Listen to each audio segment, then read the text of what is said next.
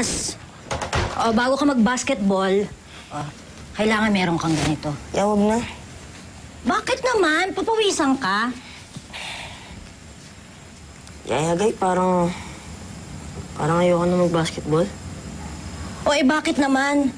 Samantalong nabubuhay yung mama mo, kahit pinagbabawalan ka, gustong-gusto mo. Yan nga po eh. Kung naging mas masunurin ako, di po kaya di sila agad nawala.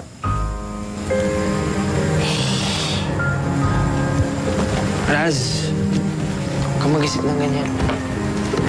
Hindi dahil sa pagbabasketball mo kaya nawala si Mama at Papa. Ako nga, minsan, naisip ko pa rin sana pinagsilbihan ko na lang sila nung gabing yan. Sana naligtas ka pa sila dun sa aksidente. Siguro, nadalo ka pa sila sa ospital. Ellie, hindi mo kasalanan. Huwag kang mag-isip ng ganyan, ha? Ano ba kayo? Kung naririnig kayo ng mga magulang nyo, hindi sila matutuwa. Kasi ang gusto nila, lagi kayong masaya. Masaya? Yayagay, kahit wala na sila, dapat masaya pa rin kami? Ganun? Raz, natatandaan mo ba yung sinabi ni Mama nung picnic natin? Sabi niya, kahit mayroong mga bad days, basta sama-sama, kakayanin.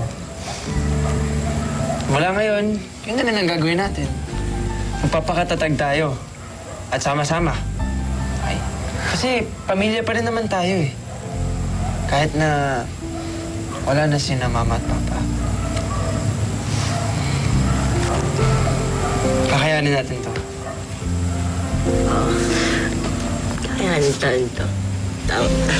Wow! Wow! Wala yung mabait ka sobra. Siyempre. Mabait kayo.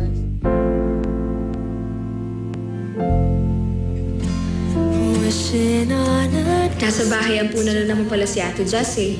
Siguro kaya doon siya lagi kasi pakiramdam niya mas maraming nakakaintindi sa kanya doon. Sana mas maging okay na ulit sila. Sana bumalik na sila ng dating closeness nila. Sana maging kasing saya na rin ng dati si Pare ko eh.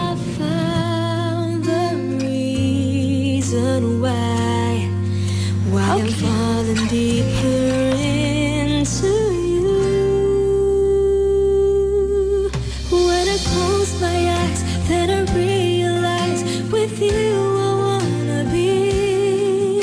And with open arms I'm waiting for the hour, for the time that you will see and feel the love we deserve to have.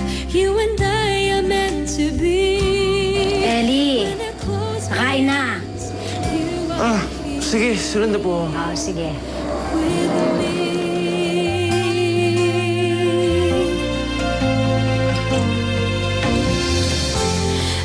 I can't help but cry, dwelling on the past, kisses in the night that never falls apart. And all this time I never stopped to try to bring back all that's left to be. I'll just save this.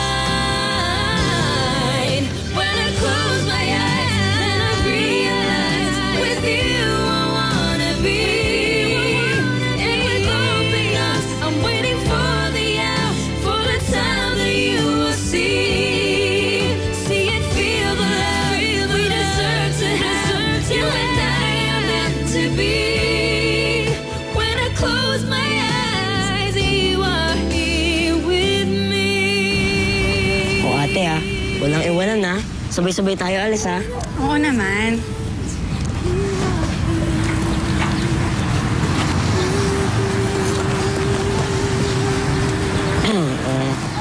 Good morning po. Excuse me lang po, binibisita niyo rin po ba si Mama at si Papa? Oo, actually, paalis na nga kami. Halika na. Hindi. Wait lang. Okay lang po kung dito muna kayo. Kamag-anak po ba kayo ni Mama? Or kaibigan ni Papa? Ngayon lang po kasi namin kayo nakita eh. Hindi, ate. Hindi natin sila kamag-anak. Kabit siya ni Daddy. Ano sinasabi mo, ha? Hindi kabit ang nanay ko, ha? Tama na, Angelo. Ano? Angelo. Siguro panahon na para makilala niyo kung sino siya. Siya si Angelo. Ang unang anak ng daddy niyo.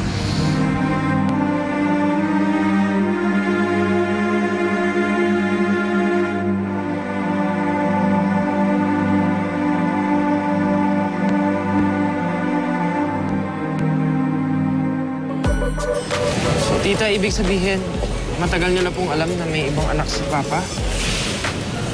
Ba't hindi pa sinabi sa amin kaagad? Aba, responsibilidad ng ama niyo yan.